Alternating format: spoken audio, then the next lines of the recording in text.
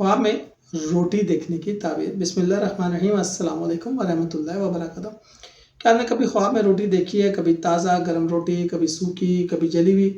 कुछ लोग ये समझते हैं कि ख्वाब में रोटी देखना हमेशा रिस्क और खुशहाली की अलामत है, लेकिन क्या ये हमेशा खुशखबरी देता है कि नहीं? हम इस्लामी तबीरात की रोशनी में जानेंगे कि ख्वाब में रोटी देखने का असल मतलब क्या है।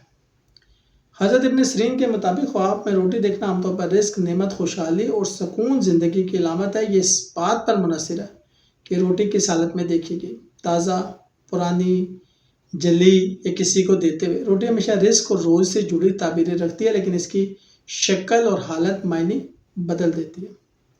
ताज़ा गर्म रोटी देखना यह खुशहाली, रिस्क में बरकत और घर में सुकून की अलामत है। बड़ी और नरम रोटी देखना ज़िंदगी में आसानियाँ और नेमतों में इजाफा होगा।